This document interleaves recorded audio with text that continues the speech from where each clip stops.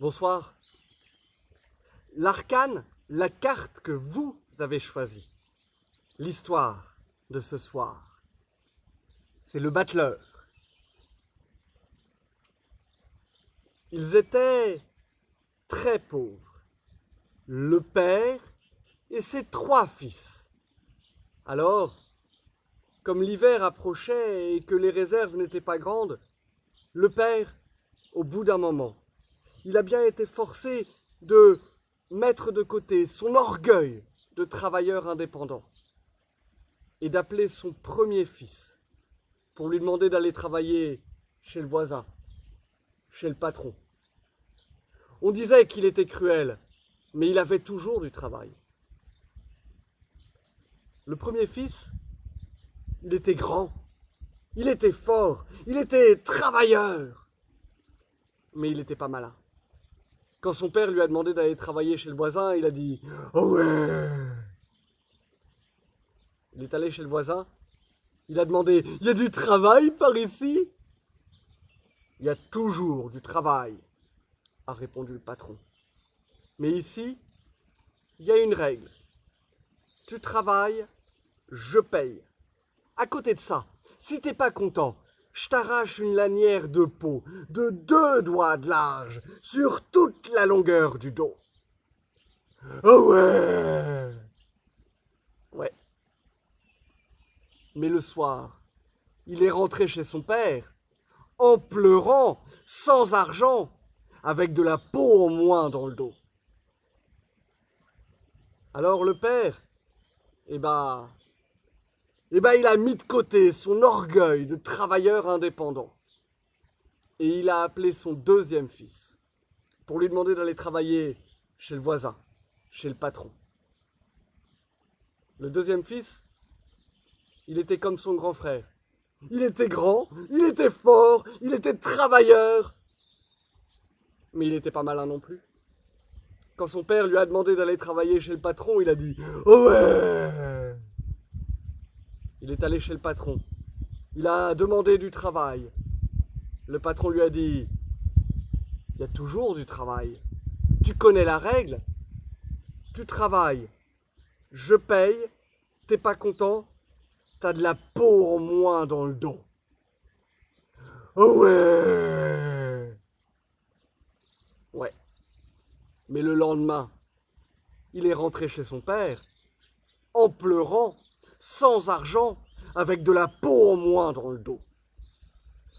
Alors là, le père, il n'a pas pu mettre de côté son orgueil de travailleur indépendant. Alors, il a appelé son troisième fils pour lui demander d'aller travailler chez le voisin, chez le patron. Il faut vous dire que le troisième fils n'était pas tout à fait comme ses frères. On ne peut pas dire qu'il n'était pas travailleur. Le fait est que personne ne l'avait jamais vraiment vu travailler non plus. Il s'arrangeait toujours pour que les autres le fassent. C'était un genre de petit malin. Son père l'a fait venir, il lui a dit « Tu vas aller chez le patron. Pas pour l'argent, non. Tu vas y aller pour récupérer la peau de tes frères, pour ramener l'honneur de la famille. Parce que ça, on en a besoin. » Ça marche, a dit le garçon. Il est allé chez le patron, il a demandé du travail. Il y a toujours du travail. Tu connais la règle? Tu travailles. Je paye. T'es pas content? T'as de la peau en moins dans le dos. Oui, alors oui, mais si je travaille, attention, hein, que je travaille bien, et que vous n'êtes pas content quand même, qu'est-ce qui se passe? Alors ça, le patron, ça l'a fait marrer. On lui avait jamais fait. Il a dit, écoute, si tu travailles, et que tu travailles bien, et que moi, je suis pas content quand même, oh bah écoute, je te donne 2 fois ton salaire. Et même si tu veux, tu pourras m'arracher une lanière de peau de 2 doigts de large sur toute la longueur du dos. Ça me va, dit le garçon. Qu'est-ce que je fais? Le patron lui a montré, il y avait un champ de blé. il fallait le faucher. Alors, le garçon a pris la faux et il est parti dans le champ. Il y a un gros chien noir qui l'a suivi. Arrivé dans le champ, le garçon a enlevé sa veste. Le chien s'est allongé. Et il a posé sa grosse tête sur ses pattes et il s'est endormi. Mais à chaque fois que le garçon buvait un peu, le chien ouvrait l'œil. À chaque fois que le garçon s'épongeait le front, le chien grognait. Et quand le garçon a voulu s'arrêter, mais pour déjeuner, le chien a essayé de le mordre. Alors là, le garçon, comprenez-le bien, ça l'a agacé. Alors il a pris la faux et chiorc. Il a tué le chien. Il a pris le cadavre, il l'a jeté dans un fossé. Il a bien déjeuné. Et puis il a fini de travailler. À 5 heures, le patron est arrivé. Il a vu le champ de blé bien fauché. Il a dit, c'est bien, t'as bien travaillé. Mais dis-moi, où est le chien? Ah, je sais pas, dit le garçon. Moi, j'étais là pour faucher du blé, hein, pas pour m'occuper d'un chien. Alors le patron était tout étonné.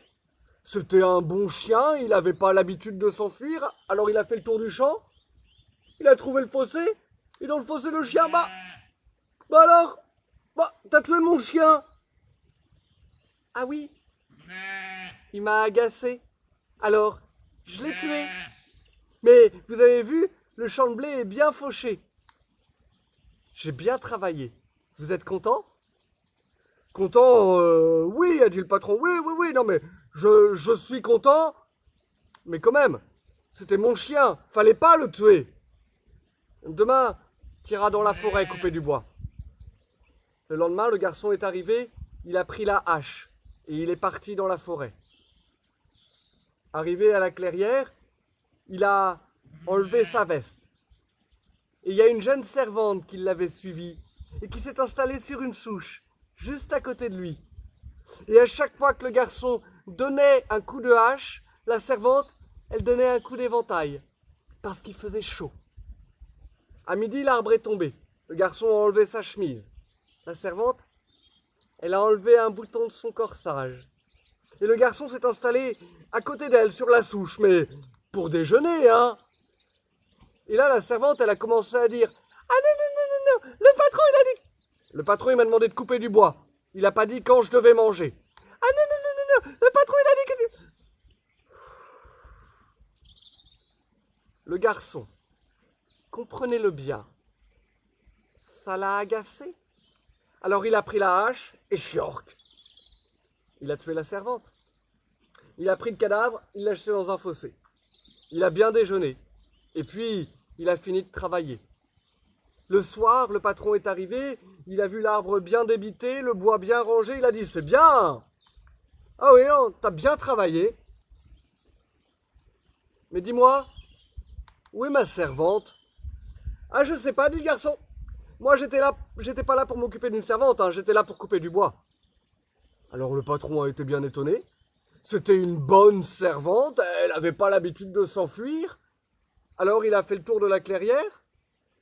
Il a trouvé le fossé. Dans le fossé, la servante. T'as tué ma servante. Ah oui, elle m'a agacé. Alors, je l'ai tuée. Mais vous avez vu, le bois est bien coupé, bien entassé. J'ai bien travaillé. Vous êtes content? Content, oui, non mais oui, je suis bien content, a dit le patron, oui, bien obligé. Mais quand même, c'était ma servante, fallait pas la tuer. Demain, tu remettras du chaume sur le toit qu'on a bien besoin. Le lendemain, le garçon est arrivé. Toute la journée, il a descendu du chaume pourri et il a remonté du chaume frais. C'était un travail long. Le soir, à table, c'était le dernier arrivé. Alors on l'a mis en bout de table, avec les enfants.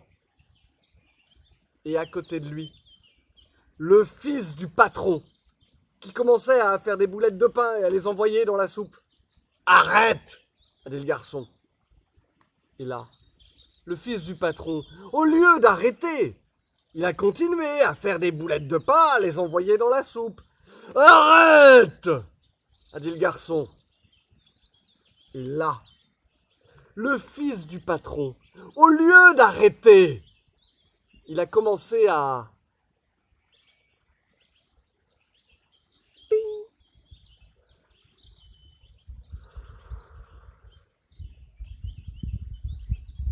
Le garçon, comprenez-le bien, ça l'a agacé. Alors il a pris son couteau et chiorc, il a égorgé le gamin. Au bout de la table, le patron s'est levé, il a dit « Mon fils !» Ah oui, il m'a agacé. Alors, je l'ai tué. Mais, vous avez vu, tout le toit est refait. Ah, il pleuvra pas chez vous cet hiver. J'ai bien travaillé. Comment ça, le toit? Oui, t'as bien travaillé, mais tu viens de tuer mon fils. Ah, comment ça? J'ai bien travaillé et j'ai l'impression que vous êtes pas content. Mais, bien sûr que je suis pas content, a hurlé le patron. J'ai bien travaillé et vous êtes pas content quand même? Mais ça change tout. Il va falloir sortir l'argent. Et pendant que vous y êtes, monsieur le patron, enlevez donc votre chemise. Le patron, il était cruel. Mais ça, il l'avait dit devant tout le monde. Il ne pouvait pas se dédire. Alors il a sorti l'argent et il a enlevé sa chemise. Le garçon, il a pris son couteau et il lui a enlevé 3 lanières de peau de 2 doigts de large sur toute la longueur du dos. Une pour lui et une pour chacun de ses frères. Et le soir, quand il est rentré à la maison, il ramenait de l'argent, il ramenait la peau du patron et il ramenait l'honneur de la famille. Parce que ça, on en avait besoin. J'espère que cette histoire t'a plu.